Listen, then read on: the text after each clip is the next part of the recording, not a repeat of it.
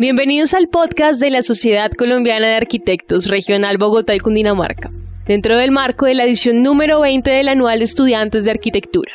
El podcast de la SCA Bogotá y Cundinamarca es un lugar de tertulia, de intercambio, un espacio para encontrarnos alrededor de nuestra gran pasión, la arquitectura.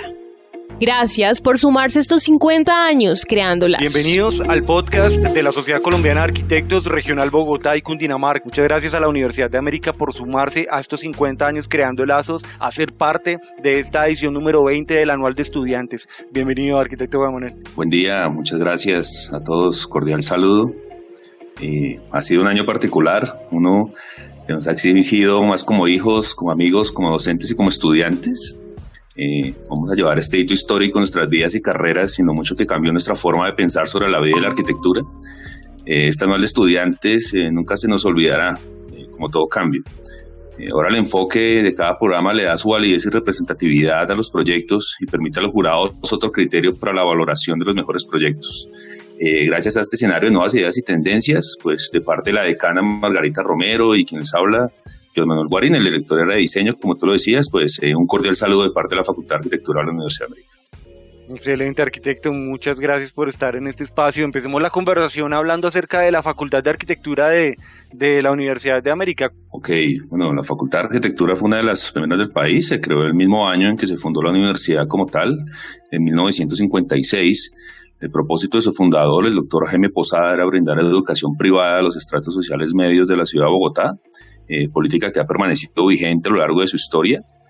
El doctor Jaime Posada en este momento, cuando arrancó la facultad, pues invitó a Jorge Gaitán Cortés, Pedro Gómez Valderrama, además de Próspero Morales Pradilla, a que lo acompañaran en la creación, institucional y de empresa.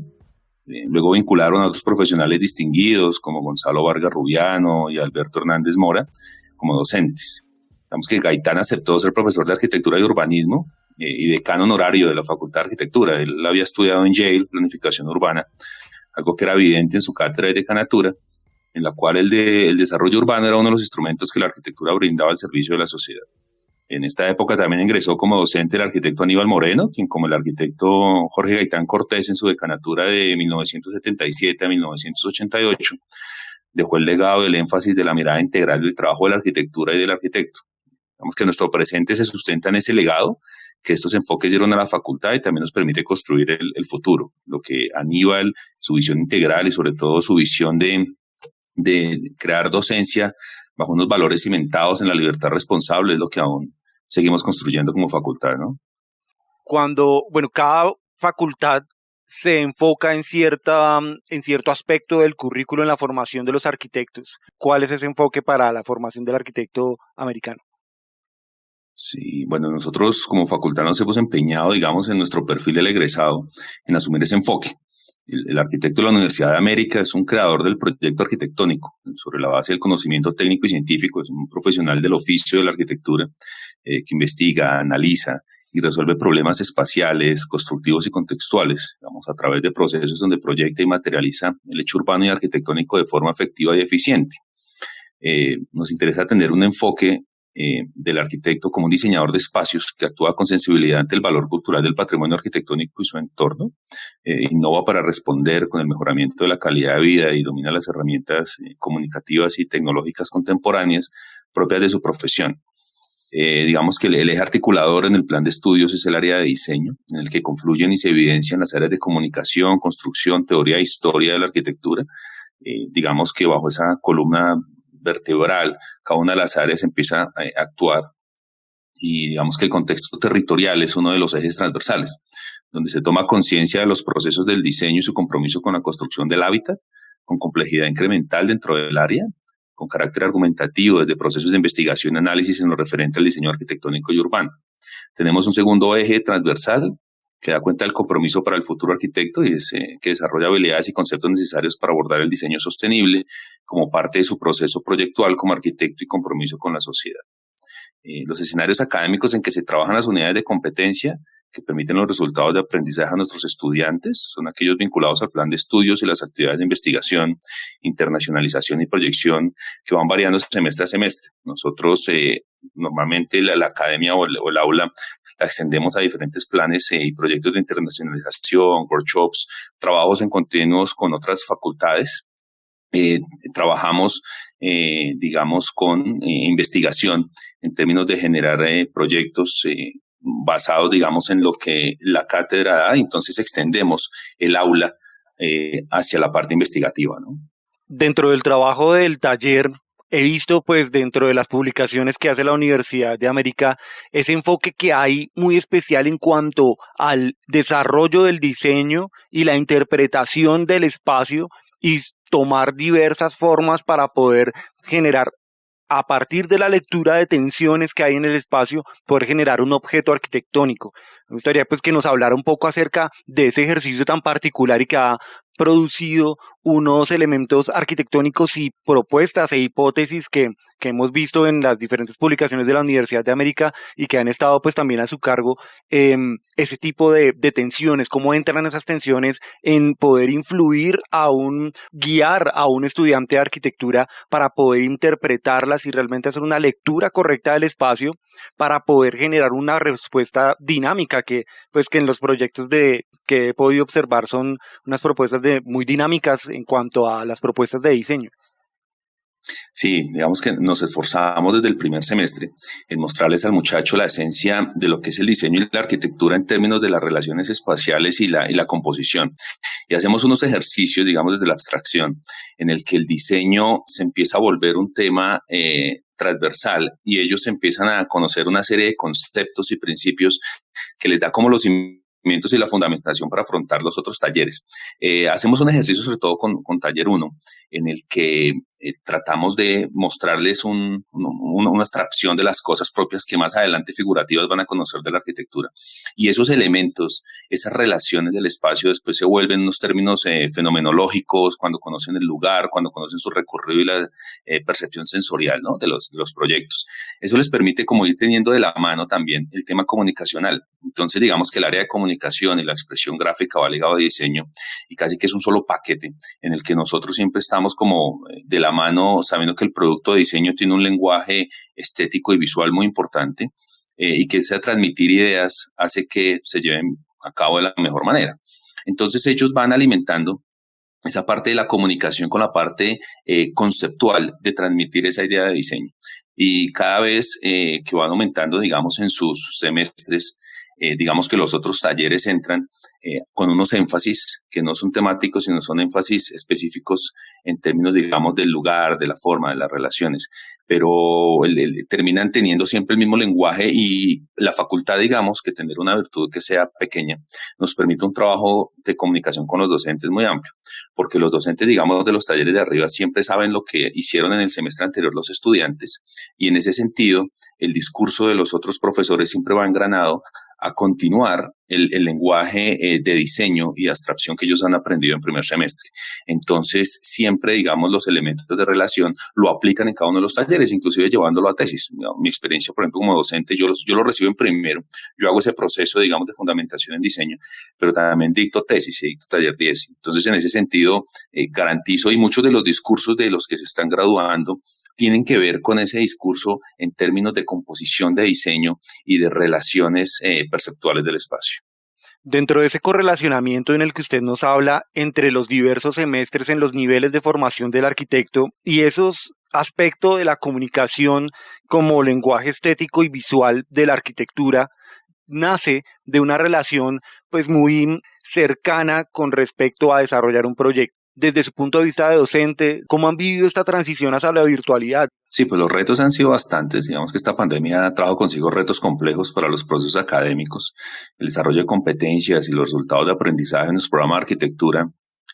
Digamos que esto trajo consigo unos cambios que fueron satisfactorios. Encontrar en la actitud tanto propositiva e innovadora, tanto de los docentes como estudiantes. Creo que, y siempre lo debatimos en la facultad, la actitud del estudiante era muy importante para afrontar estos nuevos retos de virtualidad. Digamos que la universidad no se quedó atrás en ello y generó un plan de acompañamiento continuo en lineamientos pedagógicos y didácticos adecuados para el aprendizaje, las didácticas y la evaluación a través de las TICs. Todos en la universidad debíamos entender el momento en que la comunidad académica estaba pasando, debíamos como fortalecernos en conjunto, evolucionar rápidamente para actuar de manera inclusiva y realista ante tal momento. En ese sentido, la universidad, que también entró en unos procesos institucionales de cambio, creo que supo entender esa idea y nos fortaleció y nos ayudó mucho. ¿No? Creo que nos apoyó a todos los docentes, estudiantes, administrativos a través de diversos frentes, que no solo era el académico, sino también bienestar y financieramente. Fue un cambio de paradigmas en la enseñanza de la arquitectura, digamos, en especial en las herramientas y metodologías utilizadas, en la redefinición de los resultados de aprendizaje, concretamente, digamos, de cada asignatura, cómo se van a evaluar. Nos enfrentamos a tomar decisiones rápidas, por ejemplo, en términos de concebir las ideas de diseño, lo que en un momento sabíamos de la importancia de hacer una maqueta física, nos tocó tomar estrategias de maquetas digitales, y eso trajo unas cosas muy positivas, porque también permitió otro tipo de exploraciones y visualizaciones del espacio, y digamos que una cosa suplía la otra, pero entendimos que lo que la presencialidad daba de tanta importancia, teníamos que suplirla con otras estrategias académicas, y en eso todos los docentes estuvimos, digamos, muy presentes y acompañando a los estudiantes, como a todos, y creo que nos ha pasado que se nos ha triplicado el trabajo, pero ha sido una cosa muy satisfactoria, porque creo que todos aprendimos de pedagogía, pero también de arquitectura, porque creo que el hecho de que la virtualidad una temas,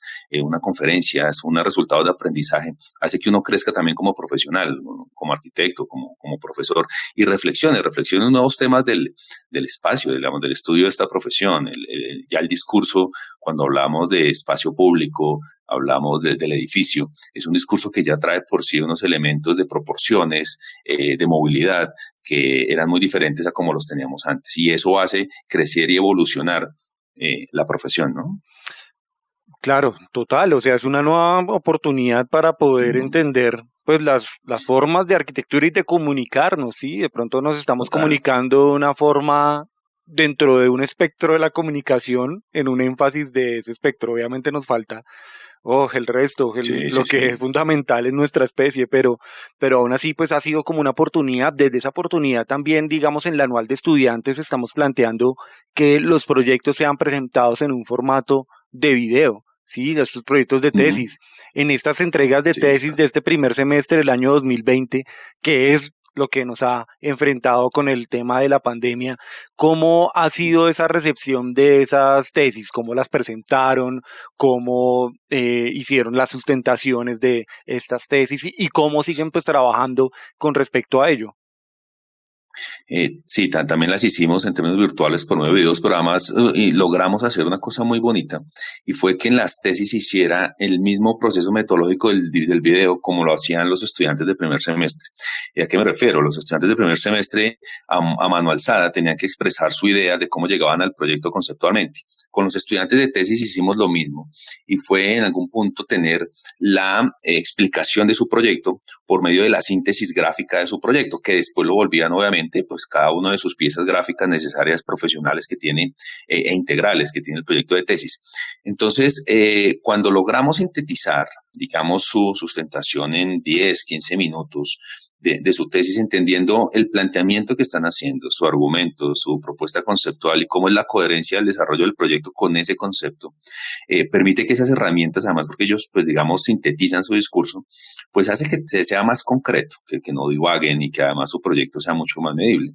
Entonces, en ese sentido fue muy interesante ver que además tanto las tesis como todos los talleres se engranaron en la dinámica. Los muchachos lo recibieron bien, porque además se sintieron un poquito también con mayor confianza.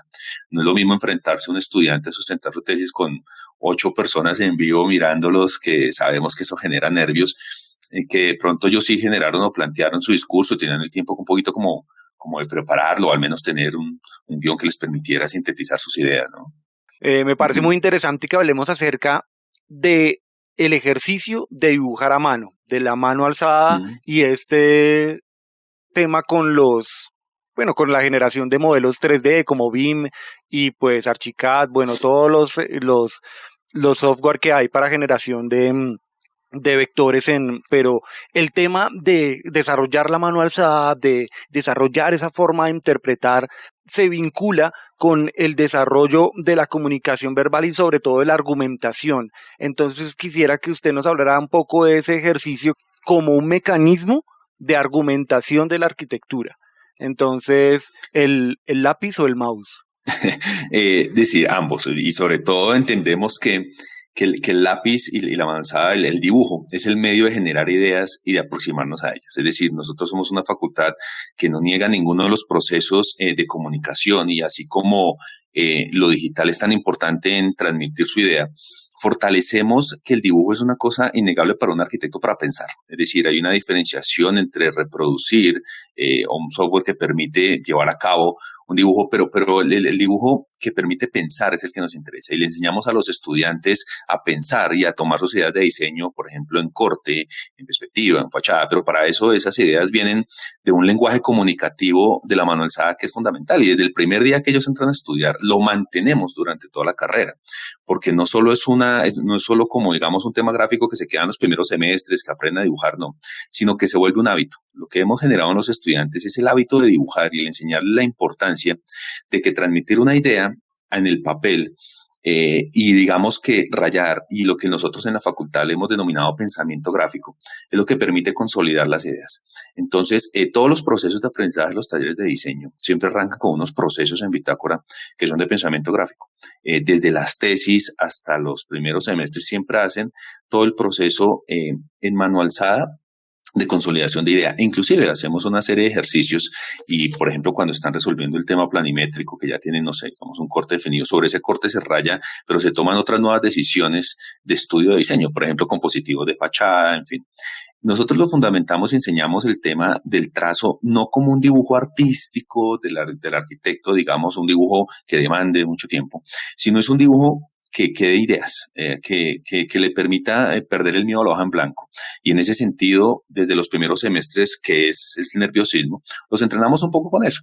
Y lo que hacemos es darles el hábito y la confianza al dibujo. Entonces ellos ya se les vuelve, no sé, el diario vivir, el andar siempre con un lápiz, con una pluma, con un esfero, una bitácora, y siempre como teniendo ese lenguaje con el profesor. Digamos que con los docentes, inclusive de semestres superiores, siempre decimos ahí, aunque tengamos las herramientas y el muchacho sabe que tiene que mostrar, no sé, más adelante un render o lo que sea, siempre debe estar el trazo del profesor y del estudiante a la par, ¿no? Para poder entender las ideas. Entonces, ninguna sustituye a la otra, entendemos la importancia de eso. En primeros semestres hacemos toda la representación, por ejemplo, análoga y digital. Nosotros enseñamos todo lo análogo, todo lo del pensamiento gráfico, pero eso después también lo transmiten como lenguaje comunicativo de una manera digital, y entendemos la importancia que tiene para un arquitecto el manejar Photoshop, el entender todos los lenguajes comunicativos desde el AutoCAD y demás, pero que entiendan que son herramientas que le ayudan a la comunicación visual y, digamos, visualización de su proyecto, pero que el pensar el proyecto es una cosa que innegablemente el dibujo debe tener en la esencia de un arquitecto. No podríamos concebir un arquitecto que si solo tiene una hoja y un esfero en sus manos y le decimos, plantéenos una idea, ¿cómo resuelve este problema? Le dé miedo hacerlo, ¿no? Sabemos y creemos que nuestros muchachos tienen esa confianza, y eso también ha permitido, por ejemplo, en los exámenes Saber Pro, que lleguen un poquito más confiados con eso, porque sabemos la importancia de esa hoja en blanco y ese miedo que le hemos quitado, ¿no? Dentro de eso me hace recordar una frase muy famosa de Le Corbusier, que prefería dibujar a hablar porque daba menos espacio para la mentira, pero aún hoy total, vemos que esa frase se puede modificar un poco y complementar en que también hay que saberse comunicar bien, y también hay que saber argumentar, también hay que saber comunicarnos verbalmente, y por supuesto eso todo nace es de la punta de un lápiz, la punta de un esfero, la punta de un rapidógrafo. Cuando usted nos estaba hablando acerca de la presentación de las tesis, ¿cómo cree que esta pandemia aportará nuevos enfoques respecto a la formación del arquitecto? Todo ese trabajo de la virtualidad, ¿cree usted que quedará algo de ese trabajo que podamos rescatar para cuando volvamos a la presencialidad? Sí, claro, yo creo que mucho, porque como te decía antes, digamos que esto nos abrió el espectro ante la enseñanza de la arquitectura, ante la profesión. Creo que se han preparado arquitectos para afrontar problemáticas sociales, económicas y climáticas. Y digamos que ante la pandemia, el hábitat urbano actual nos deja un halo de incertidumbre y retos, ¿no? Una pandemia que se ha visibilizado, digamos, deficiencias que de tiempo atrás se venían presentando, y que inclusivemente teníamos discursos antes, por ejemplo, de decir, hombre, esa ciudad abierta, esa ciudad que se apropia del espacio público, y que tuvimos que vivir una pandemia para poderlo tener en ciudades que antes no lo teníamos. Entonces, creo que todos esos nuevos retos para las regiones, las ciudades y las sociedades que se habitan, pues obligan a perfeccionar los sistemas que den respuesta a todas esas áreas, ¿no? Que no solo la salud. Digamos que ciudades que garanticen las libertades individuales, la libertad de empresa, pero al tiempo los derechos para proteger la vida y contener amenazas como las que generan las pandemias, pues eso es clave. Los hábitos ciudadanos cambiaron, tendrán implicaciones en las funciones e infraestructuras urbanas, y desde la academia, digamos que desde los entes gubernamentales y locales, pues todos tienen que trabajar en equipo. La arquitectura del urbanismo no es ajeno a ello, ¿no? Entonces, creo que en ese sentido, lo que ha permitido no solo lo virtual en términos de transmitir un conocimiento, generar una pedagogía de la arquitectura, sino también lo que va a quedar en términos de cómo se van a desarrollar los nuevos edificios, ¿no? Las nuevas ciudades. Creo que esa es una de las reflexiones más importantes que se han hecho como con los estudiantes, ¿no? Dentro de sus reflexiones, bien sea pues que estén en curso, formales, propuestas o en las conversaciones entre los pasillos virtuales, ¿cómo creen que, digamos, un tema como la vivienda en el cual estamos habitando todos en este momento, que ha sido el hábitat de la pandemia, ha sido el estar enfrentándonos a un lugar que se había vuelto ajeno, que era la propia vivienda? ¿Hay algún semillero de investigación, algunas propuestas, algunas discusiones que han tenido, algunas conversaciones que hayan tenido con respecto a las hipótesis que puedan surgir o análisis que tengas de la academia? Porque claramente pues el futuro de la arquitectura está en la academia. Sí, nosotros entendemos que la vivienda es uno de los usos que más muta a través de la arquitectura. Inclusive teníamos un laboratorio, un taller de vivienda. Digamos que se reflexionaba un poco en esos términos, que además, que no solo inclusive ahorita de la pandemia, sino también reflexiones en términos de área y de las nuevas, digamos, disposiciones sociales. Que pues sabemos que la vivienda es una relación social directa de cómo son los hábitos o el hábitat ahora, ¿no? Entonces, personas que de pronto ya no tienen hijos, sino que ahora son mascotas o ese tipo de cosas que cambian los espacios. Pues creo que el tema de pandemia lo que genera es entender que ya los espacios de una vivienda se apropian y se terminan siendo como todo en uno en el que el trabajo, por ejemplo, el teletrabajo genera nuevos espacios. Ya esos espacios donde nosotros entendíamos la vivienda como el espacio de descanso, ahora son espacios activos. Entonces la vivienda probablemente es ese espacio de mayor actividad donde hay que tener ese equilibrio entre generar su actividad con un confort. Y creo que la vivienda ahora se va a volver mucha más pertinencia. Antes era como el solo llegar a descansar. Uno no habían espacios que se perdían de la vivienda, como era, no sé, el salón social o el comer, que eran de muy pocas horas. Creo que ahora esos espacios se están potencializando. Creo que así como en la ciudad, por ejemplo, hoy los restaurantes salieron y hoy un restaurante tiene unas mesas en un espacio público y uno puede estar apropiado y sintiéndose confortable, como sucede en muchas ciudades de Europa, que antes de pronto acá no lo teníamos porque se malinterpretaba como invasión de espacio público, cosa que no era. Y entonces ahora lo podemos tener. Pues en la vivienda va a pasar algo similar, y es que entonces ya vamos a tener espacios donde vamos a durar más tiempo, donde las relaciones personales con nuestros miembros que integran la familia se van a transformar, se van a potencializar, y casi que las actividades de trabajo, y eso genera unos espacios y unos vínculos muy interesantes, porque saber que un padre está trabajando, que un hijo está estudiando y existe una comunicación, pues eso genera una división del espacio, una integralidad, hay una privacidad, pero a la vez hay unos puntos en común. Entonces todos los elementos, digamos, de hábitos que teníamos cambian, y la vivienda es ese escenario donde ahora los va a reunir, ¿no? Entonces, creo que no es un tema solo, digamos, del área, de saber los metros cuadrados que una vivienda no puede tener confortablemente, sino cómo las actividades en los espacios reducidos pueden llegarse a cumplir de una manera idónea, ¿no? Entonces, todo este tema del distanciamiento social, de saber que existen, porque además es curioso uno en sus miembros de la familia internamente, saber que uno está en su vivienda, pero también ya la costumbre del tapabocas que genera una distancia, eso que aparentemente es una condición social, dentro de los espacios también inconscientemente genera distancias, porque uno sabe que tiene que aislarse para hacer sus actividades, en fin. Entonces, ya muchos de los espacios que uno antes quería salir ya encuentra actividades de recreo dentro de su vivienda. Entonces, creo que es importante potencializar esos espacios interiores, ¿no? Quisiera, para ya finalizar pues la grabación de este episodio, que nos hablara un poco acerca del ejercicio que están haciendo desde la Universidad de América de un podcast también. Este tema de la comunicación, sí, el cual usted está liderando en este momento, y pues es muy interesante ver que nuevas plataformas permean la arquitectura también. Sí, digamos que dentro de esta nueva virtualidad de los nuevos medios, digamos, de extensión del conocimiento, pues la universidad no es ajena a ellos. Digamos que desde los lineamientos institucionales de investigación se ha trabajado en que todos los profesores que estamos en el campo investigativo extendamos el conocimiento por medio de estrategias, en este caso los podcasts, archivos de audio que nos permitan ver los resultados académicos y los discursos que vamos teniendo cada uno. Específicamente yo, digamos, este semestre que estoy trabajando una serie de artículos en torno al diseño básico y que estamos organizando desde el aprendizaje de estos primeros semestres, pues vamos a ir como resolviendo o mostrando, digamos, esos resultados a través de archivos de audio. Todos los otros docentes que están en el campo investigativo de todas las diferentes carreras también están alimentando, digamos, el grupo en el caso, digamos, de la Facultad de Arquitectura que se llama Territorio de Habitabilidad. Ese grupo que está en conciencia de investigación, pues está alimentando con cada uno de estos productos. Digamos que así como existen en paralelo los productos de artículos, ponencias, en fin, pues estos archivos y todas estas nuevas dinámicas de investigar y transmitir el conocimiento son claves. A mí me parece fundamental que además son formatos que permiten una mayor comunicación, una comunicación directa con el usuario y que no son tan protocolares o tan rígidos dentro de la palabra investigación, permitir llegar a esa evolución del conocimiento de una manera más directa. Creo que ha tenido una recepción muy interesante porque los estudiantes también los escuchan, entonces nos ha servido un poco como material de consulta. Entonces el estudiante tiene un contacto directo con el audio que el docente está diciendo.